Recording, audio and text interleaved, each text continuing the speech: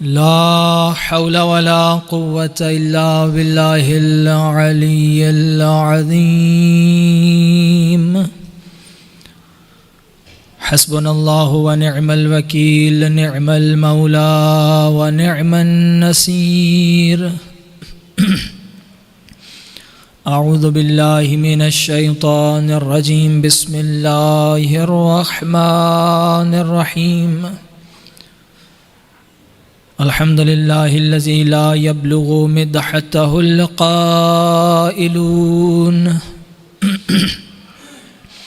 ولا يحصي نعماءه العادون ولا يؤدي حقه المجتهدون، الذي لا يدركه بعد الهمم ولا يناله غوص الفتن، الذي ليس لصفته حد محدود ولا نعت موجود ولا أجل ممدود ولا وقت معدود، فطر الخلائق بقدرته ونشر الرياح برحمته. الصلاة والسلام على سيد الأنبياء والمرسلين، شفيع المذنبين أنيس الغريبين، رحمة للعالمين. أعني العبد المؤيد الرسول المصدد والمصطفى الأمجد أبا القاسم محمد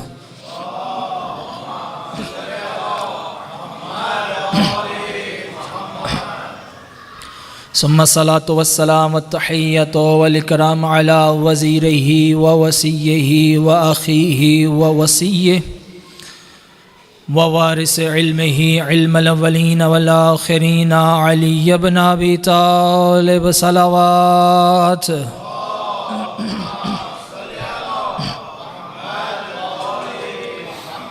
ثم الصلاة والسلام والتحية والإكرام على السيدة الجليلة الطاهرة المطهرة الرازية المرضية التقية النقية المحدثة الأزرة الحورة الإنسية الفاطمة الزهراء صلوات.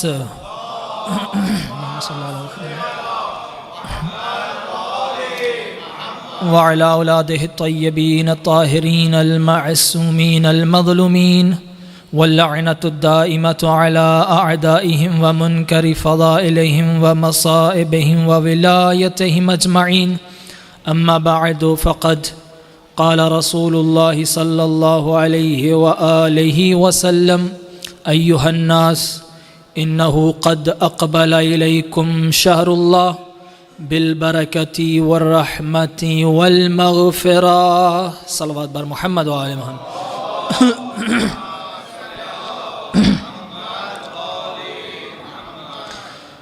مومن کرام، سب سے پہلے دعا گو ہیں کہ پروردگار عالم آپ تمام مومنین کا اس مقام پر جمع ہونا اپنی بارگاہ میں عبادت شمار فرمائے. جتنے مومنین و مومنات تشریف فرما ہیں، جو حاجات رکھتے ہیں، پروردگار عالم سب کی حاجات کو پورا فرمائے. بالخصوص آج کی یہ مجلس عزا جن مرحوم و مغفور کے لیے رکھی گئی، پروردگار ان کے درجات بلند فرمائے. پروردگار عالم ان کو محمد و آل محمد کے جوار میں جگہ عنایت فرمائے. پروردگار ہم سب کے مرحومین کی بخشش فرما. امام زمانہ علیہ السلام کے ظہور میں تعجیل فرما. پروردگار ہم سب کو امام کی زیارت نصیب فرما. تمام دعاؤں کی قبولیت کے لیے بآواز بلند صلوات.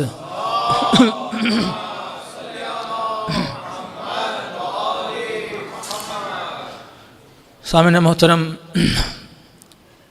الحمدللہ خدا کی توفیق سے مسلسل ماہ مبارک رمضان میں آپ مومنین کے سامنے گفتگو کر رہے ہیں، اور فی الحال ہم نے اپنے اس مجالس کے عنوان خطبہ شعبانیہ کو قرار دیا کہ جس میں رسول اللہ صلی اللہ علیہ وآلہ وسلم اللہم صلی اللہ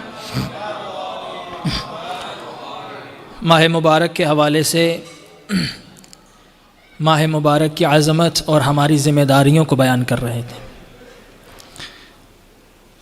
کہ جس میں ہم نے شروع کی کچھ مجالس میں آشنائی با قرآن کے حوالے سے گفتگو کی کہ رسول اللہ فرماتے ہیں اس مہینے میں تمہارا سونا عبادت، تمہارا سانس لینا تسبیح خدا، اور تمہارا ہر عمل اس میں مقبول ہے، تمہاری دعائیں مستجاب ہیں۔ اور فرمایا خدا سے یہ توفیق مانگو کہ خدا تمہیں اس مہینے میں روزہ رکھنے کی اور تلاوت قرآن کی توفیق عطا کرے۔ اور پھر رسول اللہ نے فرمایا وَتَصَدَّقُوا فُقَرَاءَكُمْ وَمَسَاكِينَكُمْ، اس مہینے میں بالخصوص فقراء اور مساکین کو صدقہ کرو، خیرات کرو، انفاق کرو، کیونکہ یہ صدقہ دینے کا مہینہ، یہ خیرات کرنے کا مہینہ ہے، یہ راہ خدا میں خرچ کرنے کا مہینہ ہے۔ اور یہ موضوع ایسا موضوع ہے کہ جس میں قرآن میں کئی بار پروردگار عالم نے راہ خدا میں خرچ کرنے کا اجر و ثواب بھی بتایا اور اہمیت بھی بتائی کہ خداوند عالم قرآن میں ارشاد فرماتا ہے الذین ينفقون فی السراء والضراء، کہ وہ لوگ متقی ہیں کہ جو اللہ کی راہ میں خرچ کرتے ہیں فی السراء والضراء، جب وہ خود بھی خوشحال ہوتے ہیں، ان کے پاس خود بھی ہوتا ہے، اور اس حال میں بھی خدا کی راہ میں خرچ کرتے ہیں جب خود تنگ دست ہوتے ہیں۔ یعنی متقین کی صفت میں سے ایک صفت یہ ہے کہ وہ صرف اس وقت نہیں دیتے کہ جب ان کے پاس زیادہ ہو، بلکہ اس وقت دیتے ہیں جب خود ان کا تنگ دستی ان کے ہاں ہو۔ اسی لیے جب امام سجاد علیہ السلام سے اللہم صلی، امام علیہ السلام نے مومن کی صفات کو بیان فرمایا کہ علامات المؤمن خمس، فرمایا مومن کی 5 صفات ہیں، 5 علامتیں ہیں۔ There is 5 attributes of a مومن۔ پہلی امام نے فرمایا الصدقۃ فی القلہ، کہ مومن کی صفت یہ ہے کہ وہ اس وقت صدقہ دیتا ہے جب اس کے پاس خود تھوڑا ہو۔ مومن اس وقت صدقہ دیتا ہے، اور قرآن بھی کیا کہہ رہا ہے الذین ينفقون فی السراء والضراء والکاظمین الغیظ، اور متقی وہ ہیں کہ جو خوشحالی میں بھی اور تنگ دستی میں بھی راہ خدا میں خرچ کرتے ہیں، والکاظمین الغیظ، اور اپنے غصے پہ قابو رکھنے والے ہوتے ہیں، والعافین عن الناس، اور مومنین وہ ہیں کہ جو لوگوں کو معاف کرنے والے ہوتے ہیں، واللہ یحب المحسنین، اور اللہ احسان کرنے والوں کو پسند کرتا ہے۔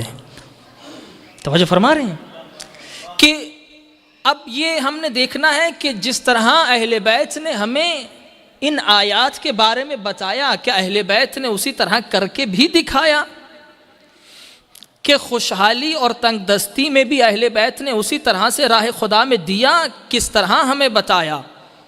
اب جب ہم خود آئمہ کی سیرت کو دیکھتے ہیں تو روایتیں کیا کہتی ہیں کہ ایک مرتبہ ایک سائل آتا ہے، آواز لگاتا ہے کہ کوئی ہے جو میری مدد کرے، کوئی ہے جو مجھے راہ خدا میں دے۔ اتنے اصحاب ہیں، سب چپ ہیں، لیکن ایک مرتبہ ایک نمازی ایسا ہے کہ حالت رکوع میں اپنے ہاتھ کو آگے بڑھاتا ہے۔ ایک نمازی ایسا ہے کہ جو حالت رکوع میں اپنے ہاتھ کو بڑھاتا ہے، اور وہ مانگنے والا سائل ہاتھ سے انگوٹھی کو لے لیتا ہے۔ اب یہ صرف مولا نے یہاں پر راہ خدا میں دیا نہیں ہے، یہ جو مولا نے اپنی انگوٹھی اس سائل کو دی، یہ کیا تھا؟ روایتیں کہتی ہیں، امام صادق علیہ السلام فرماتے ہیں صلی اللہ علیہ،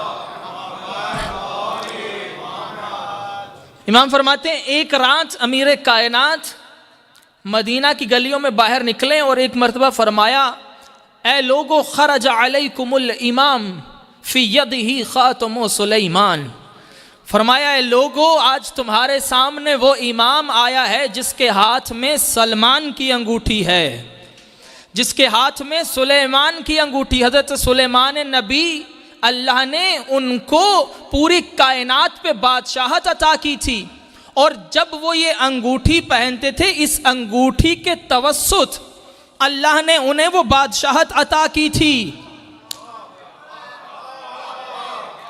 یعنی پوری کائنات کی بادشاہت اللہ نے ان کو انگوٹھی کے صدقے عطا کی۔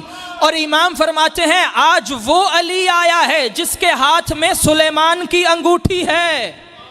بھائی دنیا مقام علی کو سمجھے تو کیا سمجھے کہ جو اللہ کی راہ میں پوری کائنات کی بادشاہت صدقے میں دے دے، وہ علی کتنا بڑا بادشاہ ہوگا۔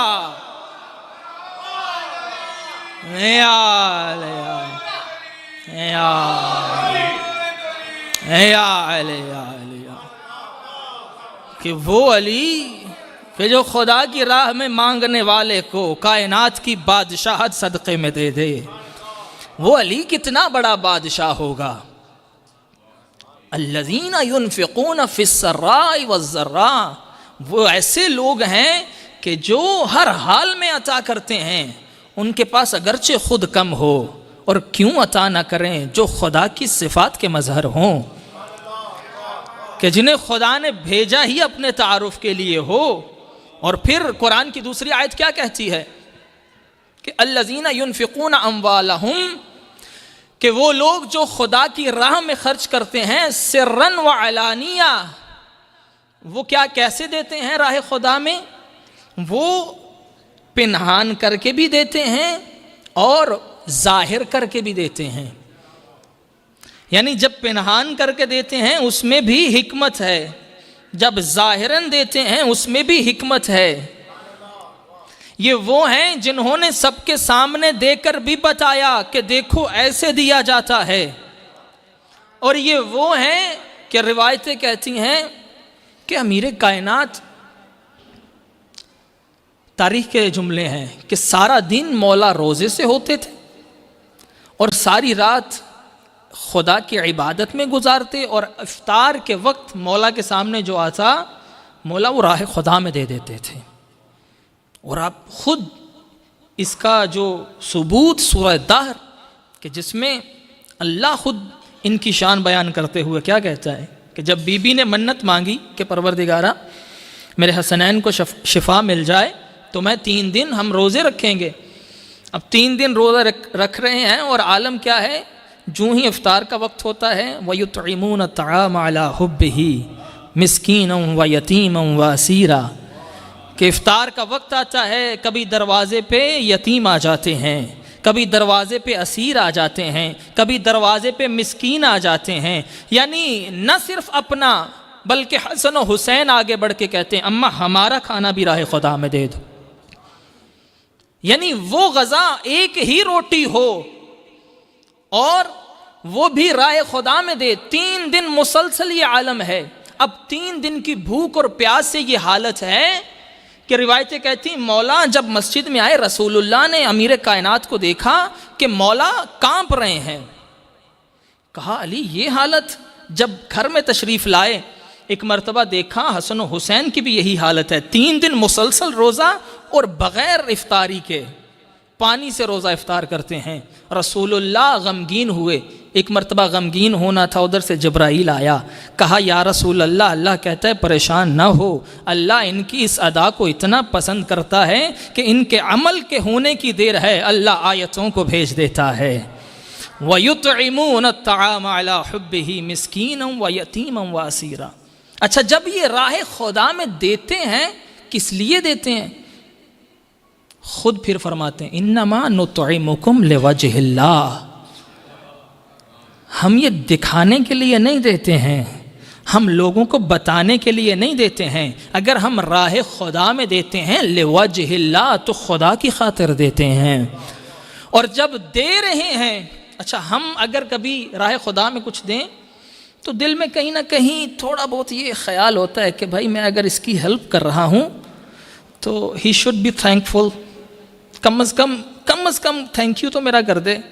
اچھا اگر وہ نہ کہے تو دکھ ضرور ہوتا ہے، یار عجیب بندہ ہے، میں نے اس کی اتنی ہیلپ کی، ایک تھوڑا سا تھینک یو ہی بول دیتا، میں کون سا کہہ رہا ہوں کہ میرے جا کے اشتہار لگاؤ یا لوگوں کو بتاؤ، کم از کم سے تھینک یو۔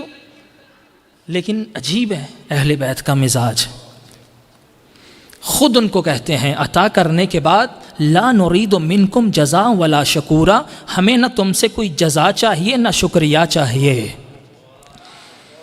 ہمیں نہ تم سے کوئی جزا چاہیے نہ شکریہ چاہیے، یعنی ہم یہ بھی نہیں چاہتے ہمارا شکر ادا کرو کہ آپ نے ہمیں عطا کیا۔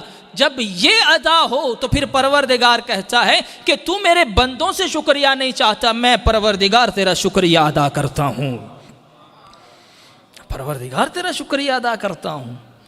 یعنی جب آپ خدا کے لیے کرتے ہیں، اسی لیے حدیث ہے کہ جو عمل تم لوگوں کے لیے کرتے ہو پھر اس کا اجر بھی لوگ تمہیں دیتے ہیں۔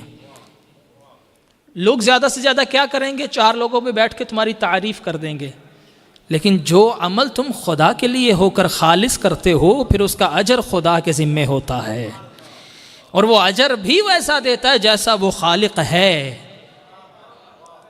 توجہ فرما رہے ہیں؟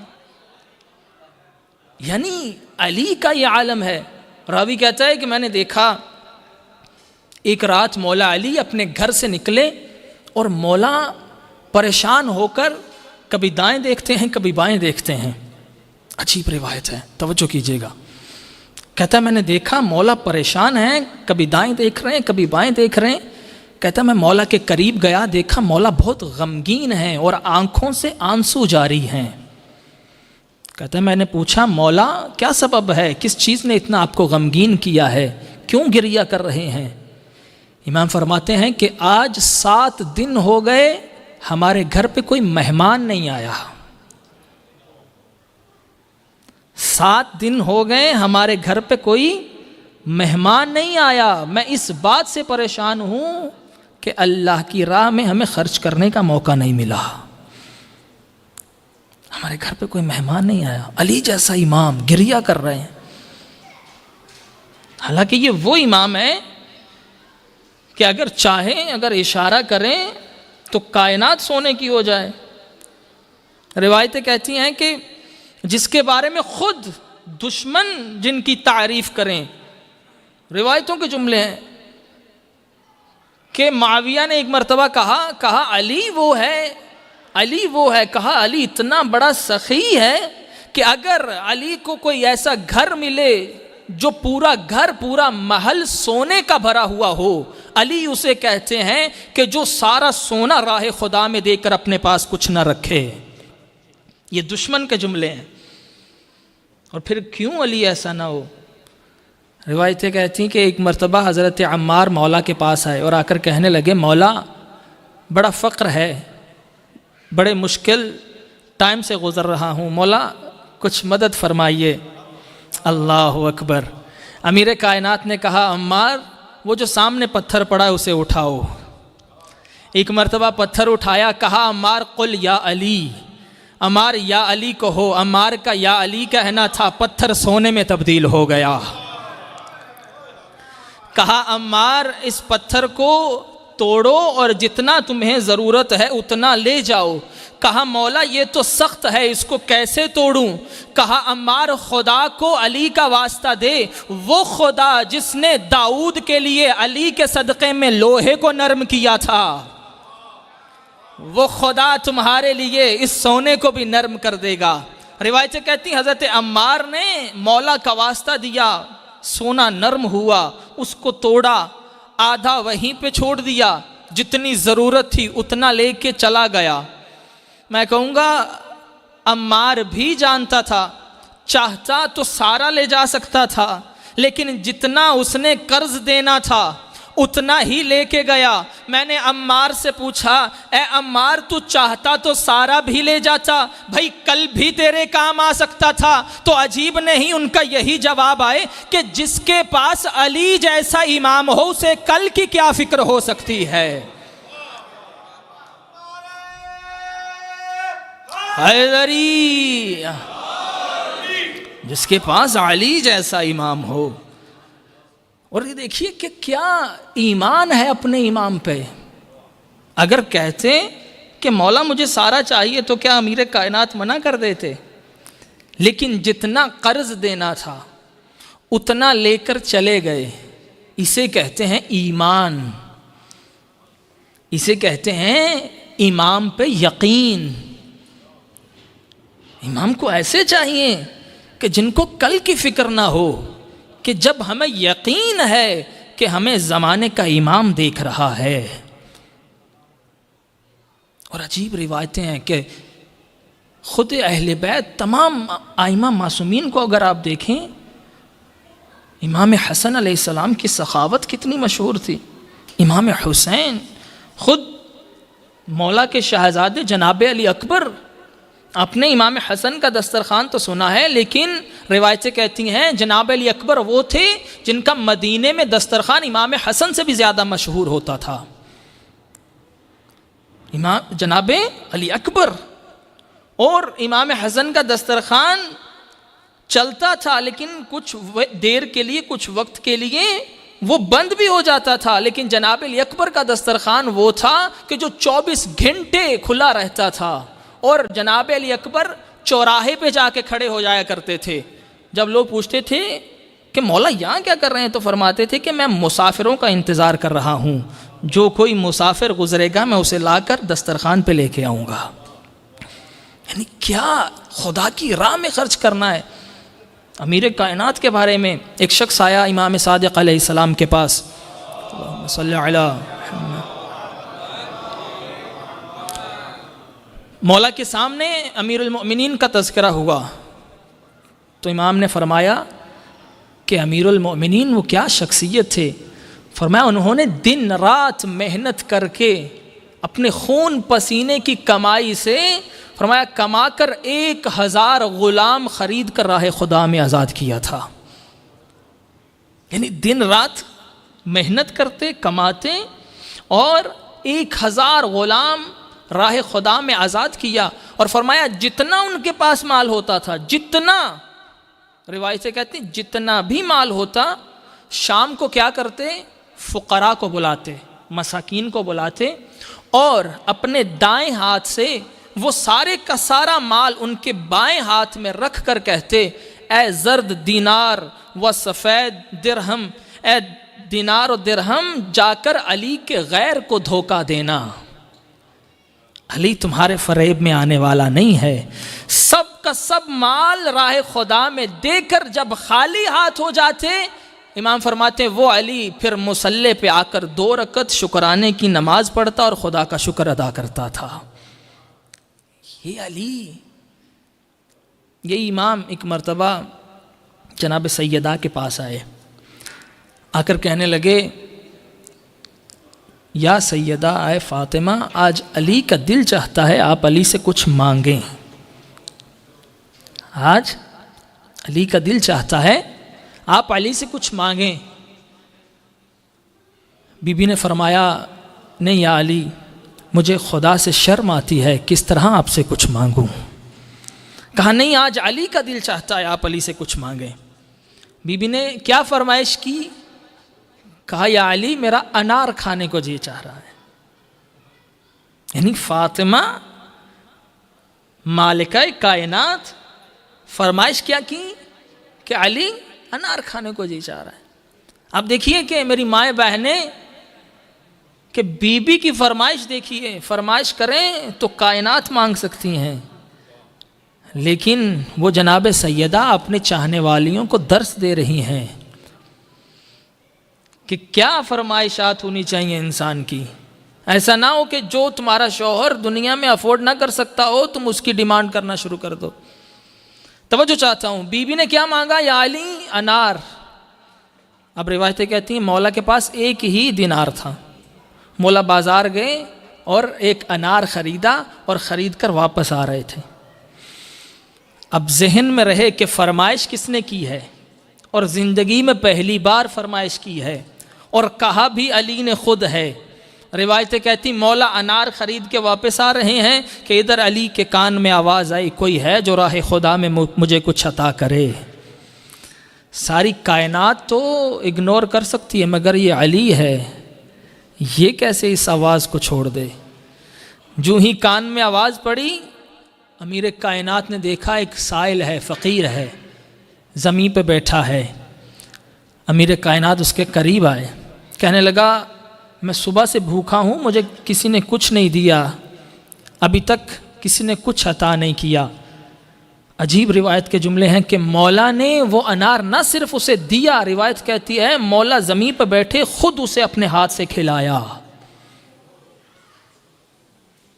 علی جیسا امام، فرمائش ہے سیدہ کی، مولا اپنے ہاتھ سے کھلا کر اب گھر کی طرف جا رہے ہیں۔ اچھا، ہم سے اگر کسی نے فرمائش کی ہو اور پھر ہم راستے میں وہ سب دے کر آ جائیں تو جب گھر میں آئیں گے تو کیا ہوگا یا بہتر جانتے ہیں، لیکن یہ علی ہے، سامنے فاطمہ ہے۔ روایتیں کہتی ہیں مولا گھر میں تشریف لائے، ایک مرتبہ گھر میں داخل ہونا تھا کہ جناب سیدہ نے کھڑے ہو کے استقبال کیا، اور بی بی نے مسکرا کے ایک جملہ فرمایا، کہا یا علی اگر وہ انار آپ گھر لے آتے تو فاطمہ اتنی خوش نہ ہوتی جتنی اب خوش ہے کہ راہ خدا میں دے کر آئے ہو، جتنی اب خوش ہے کہ راہ خدا میں دے کر آئے ہو۔ یعنی یہ عالم ہے خدا کی راہ میں خرچ کرنے کا کہ جو پاس ہے وہ سب دے دو۔ رسول کی خدمت میں ایک مانگنے والا ایک شخص آیا، مسجد نبوی میں رسول بیٹھے ہیں، شخص آیا بھوک سے لرز رہا ہے اور لباس بھی اس کا بوسیدہ ہے، آ کر کہنے لگا یا رسول اللہ اتنی بھوک ہے کہ اب مجھ سے برداشت نہیں ہو رہی، مجھے کچھ عطا کیجیے۔ رسول کے پاس اس وقت کچھ کھانے کے لیے نہیں رکھا تھا۔ ایک مرتبہ رسول نے کہا اے عمار اس سائل کو فاطمہ کے گھر لے جاؤ۔ بی بی کے پاس لے کر آئے تو بی بی نے جب دیکھا کہ گھر میں جناب سیدہ کے بھی گھر میں کھانے کے لیے کچھ نہیں ہے، بی بی نے اپنا ہار اٹھایا، ایک گردن بند اٹھا کر اس سائل کو دیا، کہا یہ لو اسے بیچو اور جا کر کھانا کھاؤ، اپنے لیے لباس خرید لو۔ اب وہ سائل یہ گردن بند لے کے ہار لے کے رسول اللہ کی بارگاہ میں آیا، کہا یا رسول اللہ کوئی ہے جو اس ہار کو خریدنے والا ہو؟ جناب عمار نے کہا کہ میں اسے خریدوں گا۔ اس کو خریدا اور خریدنے کے بعد اس شخص کو مال دیا، یہ شخص چلا گیا، اس نے کھانا بھی کھایا، اپنے لیے لباس بھی لیا اور جو مال بچا اپنے ساتھ لے کے چلا گیا۔ اب جناب عمار نے اپنے غلام کو یہ ہار دیا، کہا یہ ہار لو اور میں تمہیں بھی آزاد کرتا ہوں، بی بی کے غلامی میں تمہیں دیتا ہوں، اور یہ ہار بھی لے جاؤ جناب سیدہ کی خدمت میں، ان کو جا کر یہ ہار واپس کر دو۔ اب جو ہی وہ غلام بی بی کے پاس دوبارہ آیا، اس نے آ کر جناب سیدہ کو وہ ہار بھی دیا اور بی بی سے کہا کہ آج سے میں بھی آپ کی غلامی میں۔ بی بی نے کہا کہ یہ ہار مجھے دے دو، جاؤ میں نے تمہیں راہ خدا میں آزاد کیا۔ یہ جملہ کہنا تھا تو وہ غلام یہ کہتا ہوا وہاں سے نکلا، کہتا کیا یہ خوش قسمت ہار ہے کہ جس نے ایک بھوکے کو کھانا بھی دیا، جس نے ایک بے لباس کو لباس بھی دیا، جس نے ایک غلام کو حر بنا دیا۔ یعنی جس بی بی کی عظمت یہ ہے۔ عجیب روایت، آخری روایت آپ کی زحمت تمام کروں۔ روایتیں کہتی ہیں کہ یہ وہ سیدہ ہے، یہ وہ علی ہے کہ اتنا راہ خدا میں خرچ کرنے کا شوق ہے، لیکن گھر میں کئی کئی دن فاقے رہتے تھے، جو ہوتا راہ خدا میں دے دیتے، جو ہوتا راہ خدا میں دے دیتے۔ ایک مرتبہ امیر کائنات گھر تشریف لائے، کہا سیدہ کچھ کھانے کے لیے ہے؟ کہا یا علی گھر میں کھانے کے لیے کچھ نہیں۔ کہا مجھے کچھ ایسا سامان دو جسے میں گروی رکھ کر کچھ جو لے آؤں۔ روایتیں کہتی ہیں بی بی نے اپنی ایک چادر دی، کہا یا علی اسے گروی رکھ کر کچھ جو لے آئیے۔ اب امیر کائنات وہ چادر لے کر آئے ایک یہودی کی دکان پہ، وہاں پر آ کر وہ چادر کو گروی رکھا اور گروی رکھ کے کچھ جو لے کے گھر آ گئے۔ روایتیں کہتی ہیں کہ وہ یہودی یہ چادر لے کے اپنے گھر آیا، اس نے اپنے ایک حجرے میں اس چادر کو رکھ دیا۔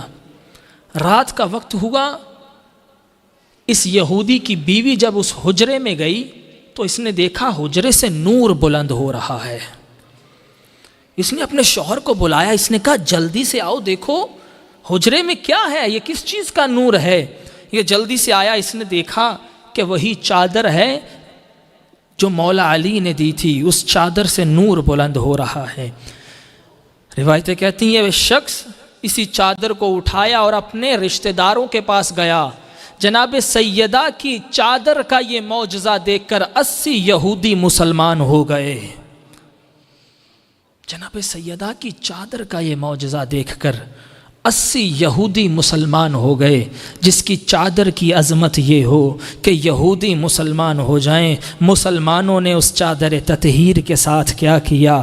روایتیں کہتی ہیں وہی چادر زہرا تھی اور زمین پہ زہرا کی چادر خط کھینچ رہی تھی اور اسی چادر پہ لعین کے قدم آ رہے تھے۔ ارے عجیب ظلم کیا نبی کی بیٹی کے ساتھ۔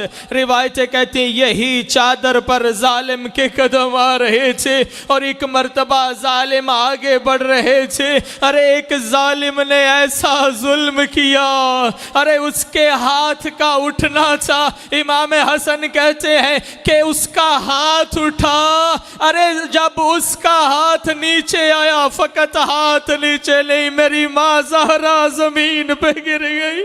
اجرکم علی الزہرا۔ ہاں زہدارو، یہ علی کی مظلومیت ہے۔ ارے علی کو بچانے کی خاطر ارے زہرا ظالم کے تماچے برداشت کر رہی ہے۔ ارے کیسی مصیبت ہے نبی کی بیٹی کی کہ اللہ جانے کیا گزری فاطمہ پر کہ 18 سال کی عمر ہے، ہر نماز کے بعد دعا کرتی ہے اللہم عجل وفاتی، اے پروردگارا زہرا کو موت دے دے۔ ارے زہرا سے اب یہ برداشت نہیں ہوتا، ارے سیدھے ہاتھ سے تسبیح بھی نہیں پڑھ سکتے۔ اجرکم علی الزہرا۔ زادارو، یہ کیسی مصیبت تھی کہ 18 سال تو ارے جینے کی عمر ہوتی ہے، 18 سال جوانی کی عمر ہوتی ہے، نہ جانے کیا گزری نبی کی بیٹی پر کہ 18 سال میں مرنے کی دعائیں مانگتی تھی۔ اور یہی وجہ ہے امام صادق نے فرمایا ارے پسلیاں ایسے ٹوٹی تھی کہ ہر آنے جانے والے سانس پہ بی بی کی روح نکل جاتی۔ اللہ لعنت اللہ۔ وَسَيَعْلَمُ الَّذِينَ ظَلَمُوا أَيَّ مُنْقَلَبٍ يَنقَلِبُونَ